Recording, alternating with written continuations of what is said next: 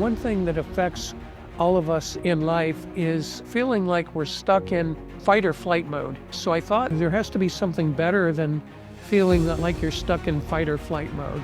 Once they feel that unconditional love, they start to become a very healing person.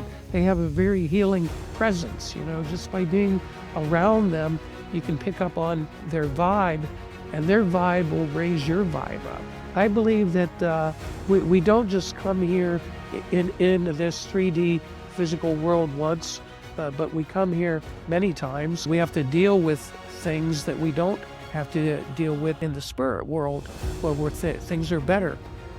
I feel that present moment is a beautiful place to be. And one present moment leads to another present moment. And as you maintain those kind of thoughts in your mind from one present moment to the next, that becomes the rest of your life. My name is Dave Scarbrough, one of the practitioners here at the Center for Healing Arts in Columbus. I've been here for approximately about a year so far. I do Reiki here. I do Reiki classes, hypnosis sessions, guided meditations. I do emotional freedom technique, which is kind of a tapping like on pressure points. I do breathwork, and I do life coaching. I would say that I was usually always kind of a religious person, not really a spiritual person, At one point in time, I started to notice that most people who are religious but not spiritual tend to be kind of judgmental. And so I started looking for different answers, and the thought kind of came to mind, that one thing that affects all of us in life is feeling like we're stuck in fight or flight mode, So I thought that there has to be something different, or there has to be something better than feeling like you're stuck in fight or flight mode. And I started asking the question, well, what is different from fight or flight mode, and how do I find it? And I kept asking that question.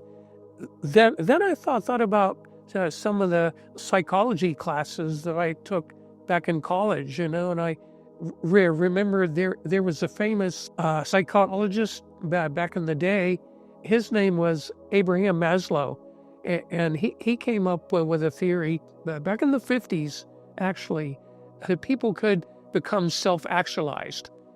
And what that means is that you could be the best person that you could possibly be, and that involves, not feeling stuck in fight or flight mode for one thing, but basing your life on helping others for one thing, and improving the lives of others. And also by doing that, improving your own life and feeling like your life has a purpose, He said we have certain needs, and the needs included, first of all, food, clothing, shelter, basic physical needs. And then we had also have belonging needs, that feeling like we're loved, we have friends, we have people who care for us, love us.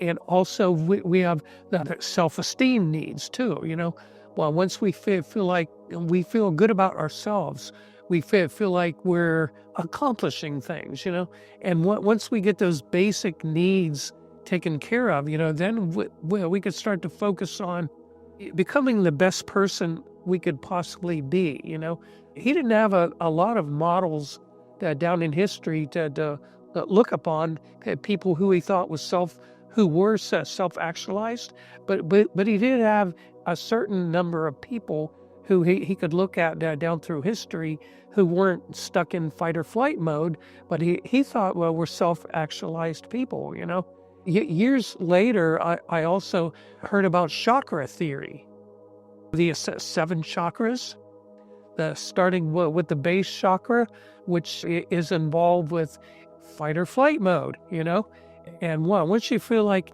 you're safe, I'm safe and I'm secure, then then you're not stuck in fight or flight mode anymore. If you can maintain yourself in that state of mind, I feel safe, I feel secure. Second chakra, it is called the sacral chakra. It's located below the belly button around there. And it's pretty much associated with having fun in life, knowing how to have fun, not feeling like you constantly have to work in order to get yourself out of fight or flight mode, and there's so many people here in the U.S. and in the whole world who feel like that they have to work a lot to get themselves out of fight or flight mode, The next chakra after that, it is the solar plexus chakra, located about right there, which is involved with having self-esteem, so you can start to see a correspondence between the two theories, Maslow's theory and chakra theory. It's almost like Maslow could have studied chakra theory to come up with this theory of self-actualized people, and the needs that have to be fulfilled before you can become a self-actualizing person, The next chakra up is the heart chakra, which is involved with pure love, not just flighty love, love that's here and gone, depending on your mood at the time, but pure love, unconditional love, Now, not all people believe this, but some people believe God is an unconditional love, whoever you believe God is in your belief plan, So, and once you have that idea that God is unconditionally loving, and we're all part of God, and so some people believe that, some don't. I tend to believe that. And once you believe that you're part of God and God is unconditionally loving, then you can be unconditionally loving also. A lot of people who have that heart chakra open, and I've heard from a lot of them, once they feel that unconditional love, they start to become a very healing person. They have a very healing presence, just by being around them, you can pick up on their vibe, and their vibe will raise your vibe up. And then after you go up from that chakra to the rest of the chakras, the higher chakras, things start to get really interesting then. The throat chakra is pretty much associated with knowing what your truth is and speaking your truth, So, once you get into that mindset that I know why I'm here, I know what my truth is. My truth is that I'm here to help people, to inspire people, to serve people, to show them how they can find their own path to their own happiness, As a life coach and a holistic practitioner, that's what I do. I help people find their purpose and why they're here. Well, because my heart chakra is usually open, So sometimes I still get in fight or flight too. It's life, but there are a lot of things you can do to get yourself out of that mindset, and I try to practice them as much as I possibly can. Like the Reiki, I do self-Reiki on myself a lot. I do meditation, I do breathwork, I spend a lot of time out in nature, and being in nature too, if you could just take your shoes off and stand barefoot in the grass. That's also including a thing called grounding, where you're pulling up energy from the earth, and that increases your own energy. The next chakra up, that's the third eye chakra. Some people call it the brow chakra right there. Learning to become more intuitive, because when you're not intuitive, you're pretty much relying on your ego to get through life. Now your ego only knows so much, you aren't really seeing the forest because of all the trees that are right in front of you. All you can see is each individual tree. You can't see where your path is going. You might not be able to see obstacles that are in front of you in that path. If you could see beforehand, you could find an easier way around them, But once you start to get more intuitive and your third eye chakra is open, then yeah, you can see those obstacles. Sometimes, we're supposed to go through obstacles, So, but the last chakra up that we usually deal with is the crown chakra. And that involves knowing that you're always connected to God. God always has your back, in other words. So I started to study things like that. But more and more techniques came to me. More and more practitioners came to me. I found a Reiki master who trained me in how to do Reiki. And then I started teaching my own Reiki students. What Reiki is, I should say, it's a Japanese holistic healing method that came from Japan. What they would tend to do is pick up on their patients' or clients' negative energies, and they would pull the negative energies into themselves, and that would lower their energy, of course. And sometimes they would get sick, of course. Not a good state to be in, pulling in others' negative energies. So he had the question in his mind, how do I solve that problem? The answer came to him. Instead of pulling in the client's negative energy, why not pull in an energy straight from source, which he called Reiki, which means Universal Light Force energy. He learned how to do that up to Universal Light Force energy, and there are all kind of ways that he taught to do that, but mostly involving meditation and breath work and opening up those chakras, focusing on those that while you're meditating, you could open yourself up to those higher channels, which he called Reiki. Here in the U.S., we don't breathe correctly. We breathe way too shallowly, way too quickly. We need to learn to control our breath, breathe in more of like a slow and relaxed fashion. There are all kind of techniques and theories based on that. Personally, I was trained in a method where you inhale at a rate of about 5 seconds on the inhale and 5 seconds on the exhale. That's just one way to do it. There are all kind of ways to do breath work, but I found that rate works pretty well for me, and my clients say that it works pretty well for them also. And there's also been a lot of scientific studies that have shown that just by doing that one thing, breathing in at about 5 seconds on the inhalation and about 5 seconds on the exhalation, just that one thing will calm you down, and there's a lot of other techniques, of course, that you can add to that one thing that make it more powerful, like Reiki for one thing, or listening to meditative music in the background. And when you mix all those things together, I think it improves the effect, and the client goes even more deep. And while I'm working on the client, I'm working on those things also, working on breath work, working on meditating as I'm working on the client. Now, some would say you don't have to do that. You could talk to the client, you can joke with them and all that. Their client can joke with you and talk with you. But personally, I believe you can have a lot better session, and the client will have a lot better session also if both of you are in that meditative state of mind. And then what you're doing is you're channeling Reiki through yourself down through your crown chakra, and it goes down your arms and into your palm chakras. Now there's palm chakras also, then they don't talk about them much. They're kind of a minor chakra, but it goes through your palm chakras into your client, and it raises your client's energy.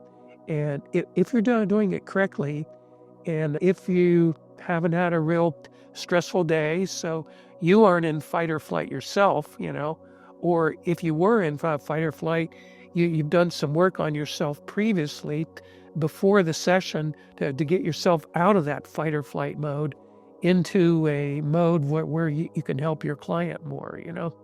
Most Reiki practitioners, will do some self-work on themselves first before the session with their client, so that they could get themselves into the proper mindset. I think that the more you do this kind of work, the more intuitive you get, Now, of course, some people, I think, they're born with it. It's kind of a family thing. It's like their parents were healers, their grandparents were healers, or their parents and grandparents were real psychic. They were real intuitive people. So sometimes it runs in families. So sometimes it doesn't. A lot of us here in the U.S., we may have come from families where, like our parents, where we're in World War II, and they were damaged by the things that they saw in World War II. That'll just shut all those chakras right down, clear down to the root chakra, and even below the root chakra. If you've been damaged in battle, PTSD, or poverty, or the Great Depression.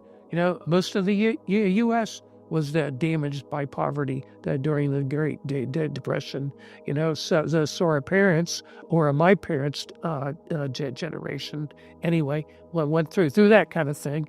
And the trauma that they took on through their life, that they tended to pass on to their children. And to get out of that, it takes a lot of work. It's possible. I've seen some people who have gone through a lot of really traumatizing stuff, but through doing a lot of self-work, the Reiki or the breathwork or hypnosis, there's just a long list of self-work that you could do on yourself. Inner child healing. Maybe they had some trauma back in childhood. They've done some inner child healing work, and that they found a practitioner who specializes in that, and they've learned to deal with the childhood trauma through doing inner child healing work. But I found that people who, even if they were traumatized in life, that there's a lot of things that they can do to get themselves out of that mindset, that fight or flight mindset, and get themselves into the higher mindset. So some call it awakened mindset. The psychologist Maslow called it self-actualized, so that there's a lot of things you could do to get yourself into that mindset.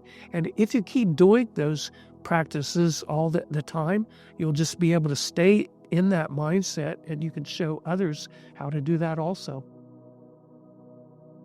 I believe that we don't just come here in this 3D physical world once, but we come here many times, because in this 3D physical world, we have to deal with things that we don't have to deal with in the spirit world, where things are better.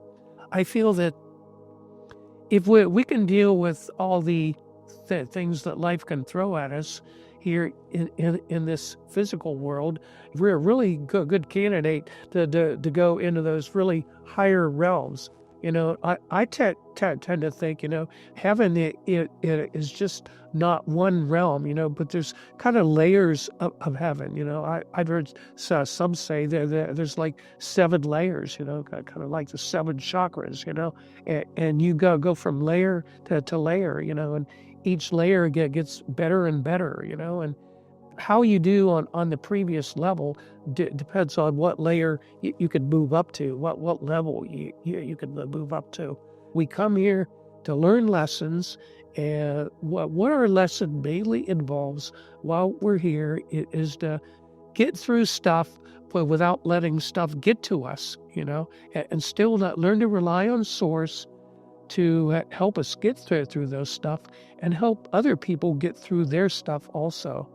And that's basically, in a nutshell, I think that's why we're here, and what we have different ways of walking that out, How do we do that? There are all kind of ways to do that, but I think that's our general broad mission for all of us here on Earth, I think we have spirit guides who kind of recommend that we come back here, because I think, well, we could learn these lessons faster here in this physical plane where things are a little bit more difficult than we can in the spiritual plane where there's not any, I think, any really difficult lessons.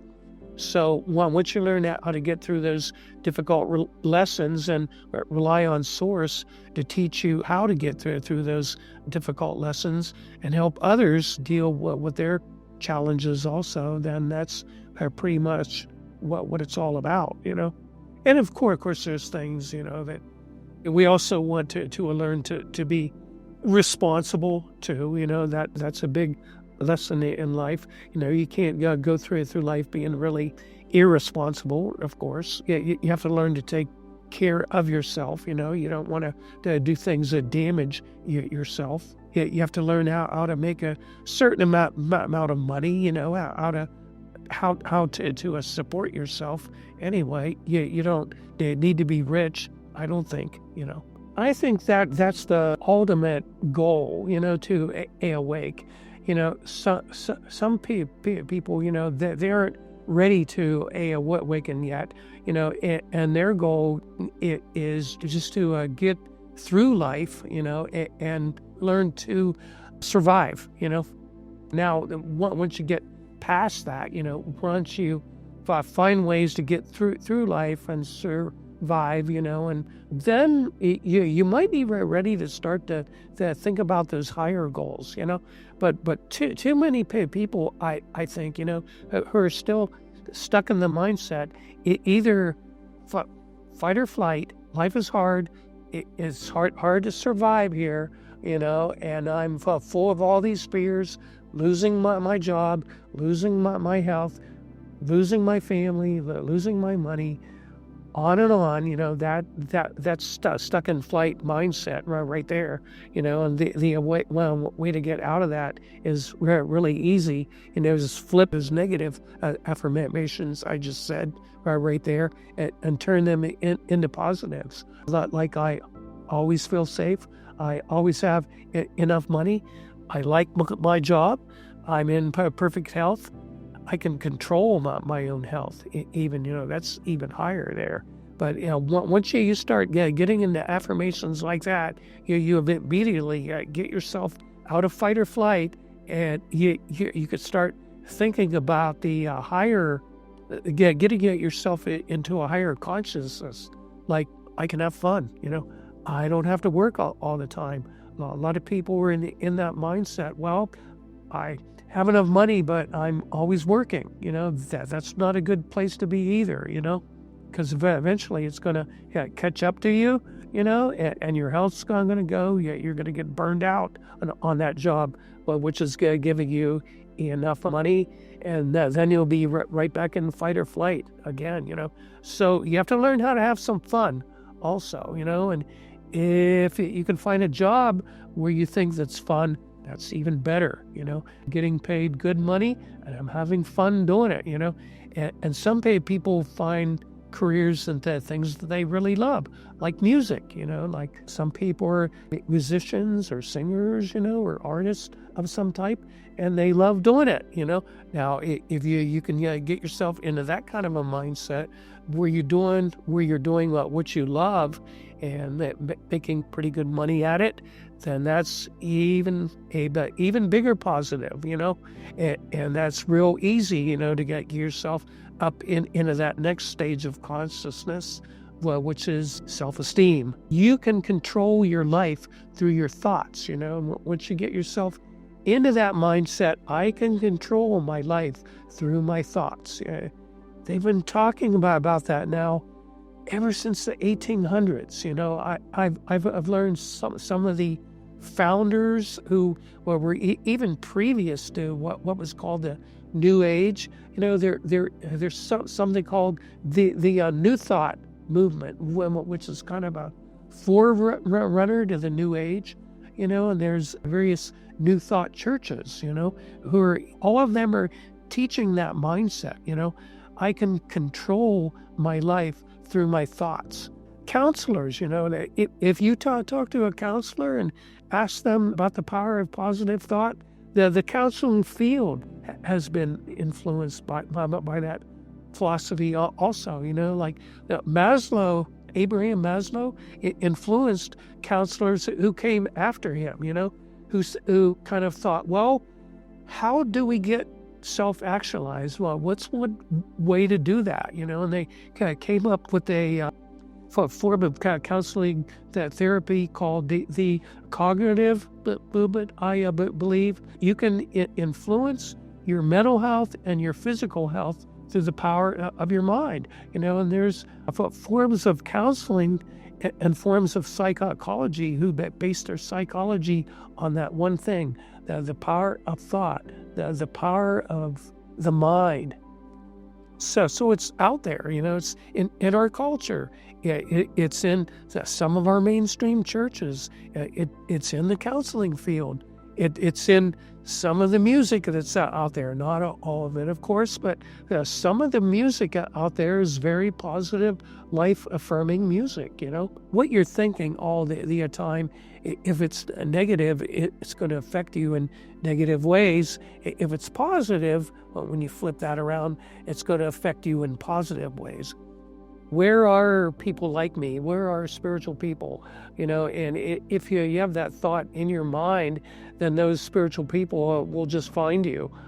Then I started to hear about spiritual practices. Other people who have experienced them, like Reiki. The first person who told me about Reiki, they said, oh my God, I felt so much heat coming off of the practitioner's hands. It was kind of weird, and I thought, I have to experience this, So there was a healing center here in town back in the early 2000s. That's when I first started my spiritual awakening. That was called Gentle Wind. And so that shop came to me. So I started to talk to people there, talk to them, and they're telling me, oh yeah, you have to go to this person. If you want to learn Reiki, go to this person here. If you want to learn hypnosis, go to this person. And I started going out and meeting all these people, and they put me on the different directions that kind of like subclasses that I could take to go in a specific thing, and everything just started opening. So when you have that thought in your mind, bring me those spiritual people. I want to meet them. I want to grow. Source will hear that, and Source will start to bring those spiritual people into your life, those spiritual teachers, those spiritual peers who can help you along your spiritual path. And it does kind of come in waves, like you have said. So sometimes it kind of comes easily. Sometimes I think Source wants us to power through the dry seasons, because it can't always be nice, it can't always be easy. So sometimes we have to go through valleys, so sometimes we have to go over mountains. It's not all flat, it's not all easy. Sometimes it's kind of a struggle, and if we just power through those difficult times, though, then I think the easy times will be even more special for us, so yeah, that's my thought. It can't always be good here in this realm. And anyway, maybe it is over in the 5D heaven world, but here in 3D physical world, sometimes it has to be hard. Now, some people would say it has to be always hard here. I don't believe that. I believe once you get into that mindset that you can control your world through your thoughts, then it doesn't always have to be hard. It might be a little challenging at times, but once you realize that you have control over it, that'll really smooth it out to a big extent. I think we do have a choice in our roles.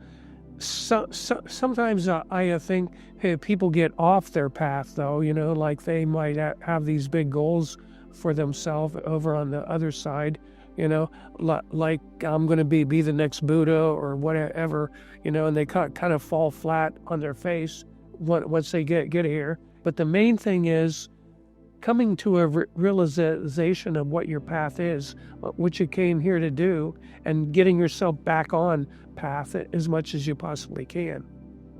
Once you have the right attitude, you're using the power of the mind thing to help others, and you're doing it for source. And you're not doing it for yourself. You're not doing it for your ego.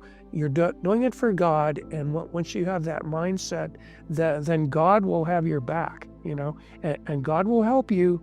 God will help you become the best practitioner you can be, And I also believe, well, we have spirit guides. Someone call them angels, and your angels are there for you also, So if you have the right mindset, and if you have the right attitude, you're using your gifts to help people, you're using it for your own ego, then Source and God and your angels and guides will help you meditate. Go out in nature, focus on the trees, focus on, if you're near a body of water, a stream or whatever, focus on that. Focus on all the sounds that hear around you. Focus on your breathing. Make sure your breathing is not shallow.